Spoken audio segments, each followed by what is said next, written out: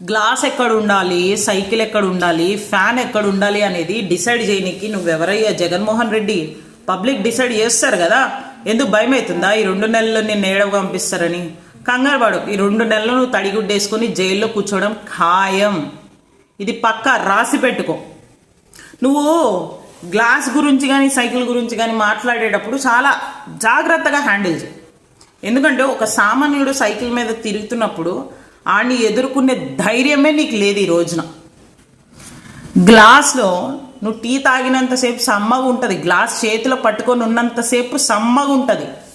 దాన్ని కింద మీద చేసి ఆడదామని డిసైడ్ అయ్యావే అనుకో, తెగ్గిపోయిద్ది. అర్థమవుతుందా? అది గుర్తుంచుకో. ఈ 2 నెలలు ఓపిక పడితే నువ్వు యాడుండాలో ఆడనే ఉంటావు. నువ్వు డిసైడ్ చేయమాక ఏవి ఎక్కడ ఉండాలనేది. నువ్వు యాడుంటావో నీకు ప్రజలు డిసైడ్ చేస్తారు. నువ్వు ఈ 4.5 సంవత్సరాల్లో నీ తాడేపల్లి ప్యాలెస్లో ఎట్లాగైతే కూర్చొని బటన్ నొక్కున్నావో అదే మాదిరి ఒక్కసారి నువ్వు మళ్ళీ నీ ప్యాలెస్లో నీ కూర్చోవడం అలవాటే కాబట్టి ఆ ప్యాలెస్లోనే కూర్చొని ఒక్కసారి బటన్ నొక్కు. పైసల కోసం అనుకోకు. సిస్టమ్ మీద ఒకసారి నీ బటన్ నొక్కు. ఈ 4.5 సంవత్సరాల్లో నీ డేటా ఉంటుంది కదా, నువ్వు చేసిన పనులన్నీ డేటా ఉంటుంది కదా.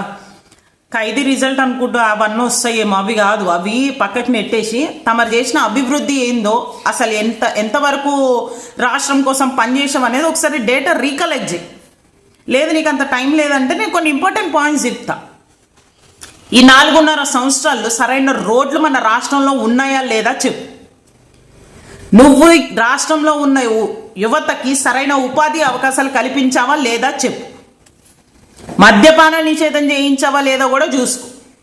అట్లాగే ఈ రోజున రాష్ట్రంలో యువత మ్యాక్సిమం మెంబర్స్ డ్రగ్ అనే దాని మీద కేసు ఫైల్స్ అవుతున్నాయి. అసలు రాష్ట్రాన్ని పట్టించుకోలేని నువ్వొచ్చి డిసైడ్ చేస్తున్నావు.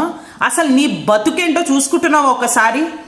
నీ బతుకేంటనేది ఈ 2 నెలలు ఓపిక పట్టు. 2 నెలలు ఓపిక పట్టు.